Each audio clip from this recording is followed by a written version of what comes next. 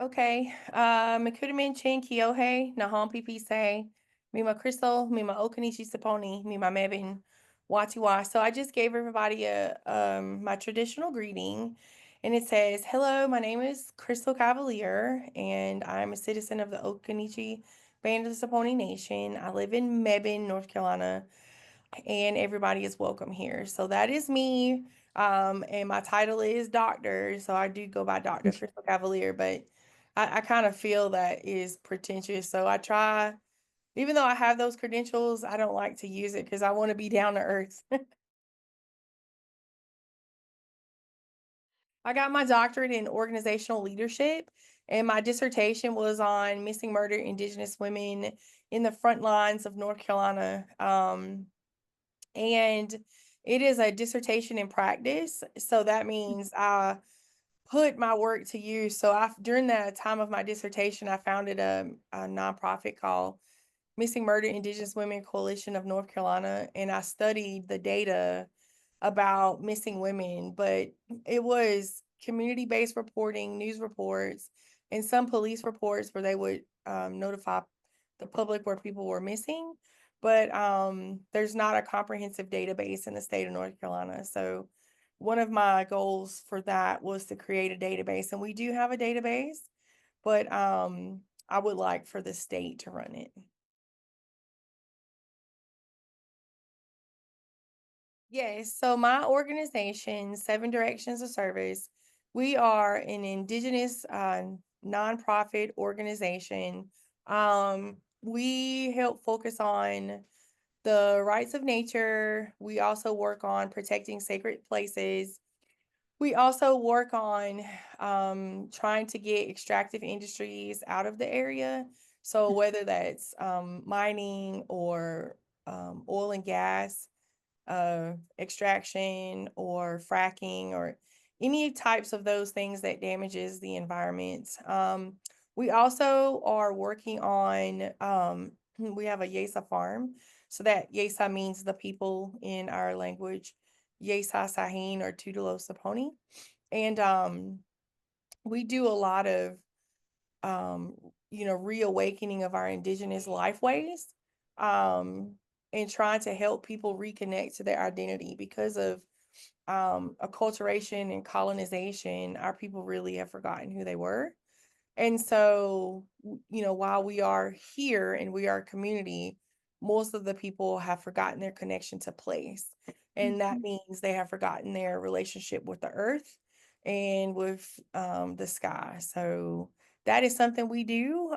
We focus on plant medicine, foodways, oral traditions, and just working on caretaking the land. Continuing our collaboration with Paperhand Puppets, I will tell you that I really like the rights of nature work that the show, I don't know if it was last year or year before last. I guess it was year before last.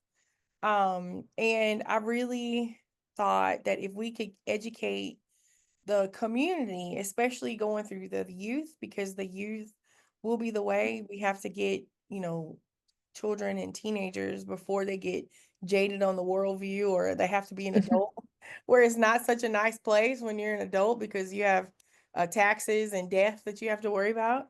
But if we could get to the youth and help the youth keep that connection to the earth, because when you're born, you are, born, pretty, innocent, right? Or the word is you don't have any biases brought upon you when you're a youth. And you look at the world in a different way than adults. And so if we could educate the youth about staying connected to the grandmother earth, and view our lifeways as, treating nature and the rivers and the waters and everything as being a kin, or, having kinship, and then take that into your adult life, we do think we'll be able to change the mindsets of the next generation, but also trying to unharden the hearts of parents who have become jaded or so disconnected because they're working like three and four jobs, or they're overwhelmed with social media. They're not really taking time out to just stop and just realize that they are living. They're just not, what is this, a rat on a wheel to try to get to the rat race, right? Like you're not trying to get to the next, I don't know, upkeep, trying to keep up with your neighbors, but you are there present in the environment, and you are seeing what it has to offer and knowing that everything that's in the environment can really take care of you, but you have to take care of it first. So that is why I really like working with paper hand puppets, is because they can take that, what I just said, and put it into a storytelling format, and it's really emotional and thought provoking when they put it on stage. So what it means to me, is taking what we like to do, and whether it's advocacy or activism or protest or just trying to say this exists. I really think, when you put art with it, it is more than an expression, right? It becomes remembrance. It has a vision because of how people learn. um it has a powerful voice, especially in the environment, but also social transformation. So a lot of people don't really like to speak out or stand up, and this gives them a way, or it gives them a voice, right, to uplift these truths. It also imagines futures rooted in justice and care. So you can convey something visually that you just can't say it with words. And in indigenous communities, art is ceremony, it is law, and it is land. It carries knowledge, ancestral knowledge, and it calls forth collective action. And so if we can really reawakening this indigenous DNA in everybody, and not just American Indian people. I'm talking about everybody, because at some point in time, your people came from, a hunter gatherer society. And if you can awaken that in your DNA, you will be able to heal, mobilize, and rematriate. Our activism is not complete without culture, and culture is not whole without liberation.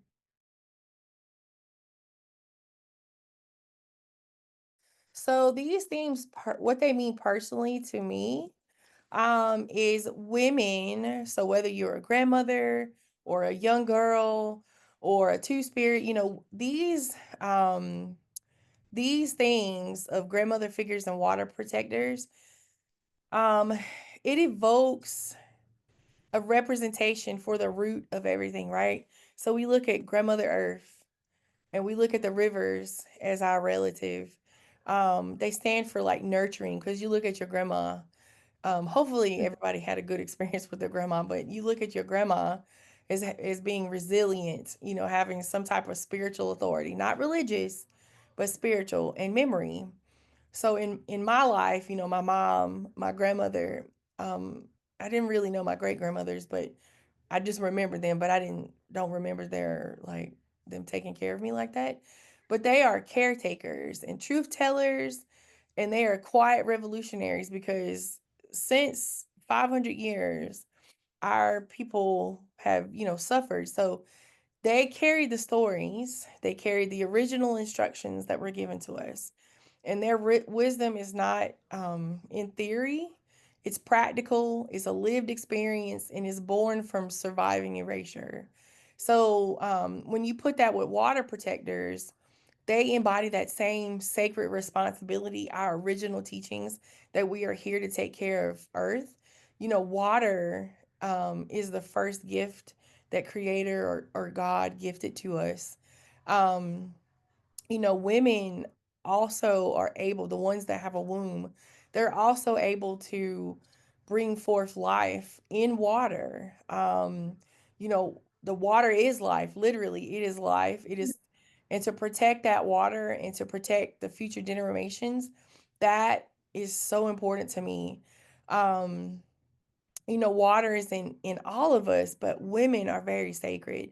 And I really do feel that this period of our lives, everybody's collective lives, it is an attack on women. I really do feel that we are being second class citizens. We are told what to do with our bodies, not knowing that we bridge this spiritual realm. Um, it's a with the water protectors and women, it's a continuation of the teachings passed down by our grandmothers, mothers, and they understood that we are in relationship with the water. So whether it's a river or, oceans, we're not in dominion over them. And as an American Indian woman, these two identities, grandmother and water protector, are deeply connected. They stand against violence, both give life, and both call us to act from a place of love and reverence and duty. So they aren't abstract, they're personal. And they guide how I mother, how I organize, and how I grieve and how I resist. So they remind me. So whenever I cross a body of water, I always think about it to remind me to protect what is sacred. So we've got to return to these teachings. So I'm glad they're using the grandmothers and water to return to our teachings.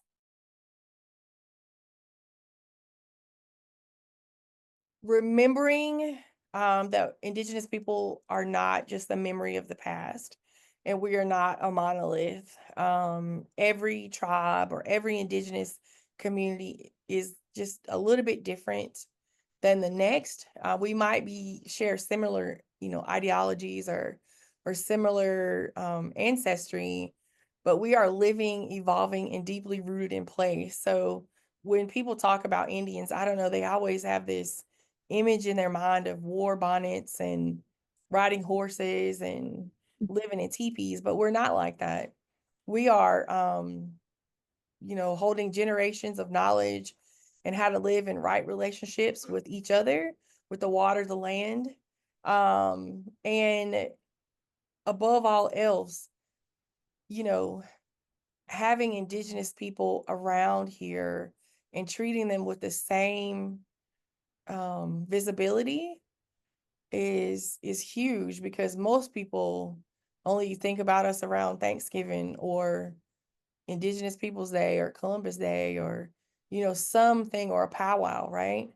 Um Indigenous teachings that we have had passed down to us reminds us that water has memory and a purpose, and that we must be able to treat each other as sacred, but we have to approach that and everybody with care, reciprocity, and respect. And I want people to have a mindset shift from exploitation to relationship.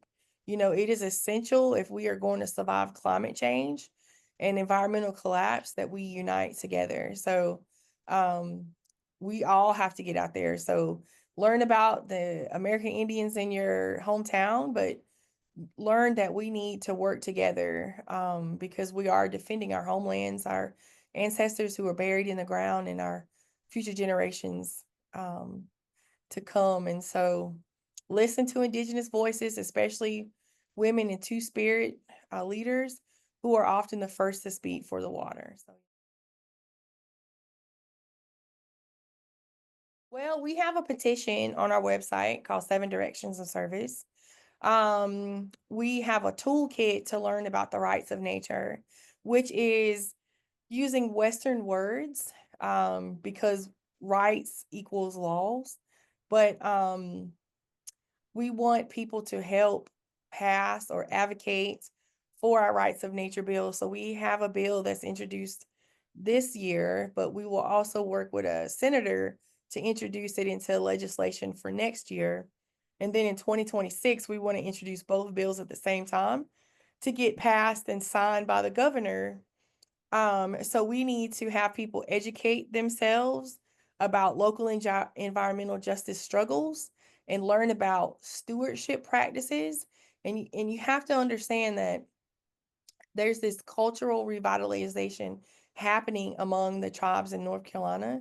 So they might not be there yet, but I guarantee there is a community activist who is indigenous in that community. So reach out to them, educate yourself on the indigenous history on the land you live, unlearn extractive mindsets, move from ownership to relationship. This is a big one to try to avoid single use plastics and reduce chemical runoff by non toxic products, right? Support indigenous led campaigns to stop pipelines and mining near sacred waters. But then build relationships, not just alliances. Attend local indigenous led events with humility and respect, and don't come with a full plate. So we use an empty plate teaching.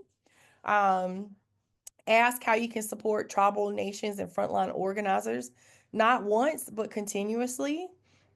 And then volunteer your time or resources to community driven food, water, or land projects. And then, like I said, advocate for legal frameworks. Work with us, write letters, call your lawmakers, pass resolutions in your local cities and towns to defend water and community rights. And then finally, honor earth through a daily practice. Use less water, grow native plants to North Carolina or where you are from. So grow those plants in those areas. Compost and reduce waste. And then spend time outside in gratitude. Put down your phone, put down social media, put down this doom scrolling, right? Listen to the land and offer thanks to the water and to the land. And then teach your children to respect nature as kin, not a commodity. So those are some actions.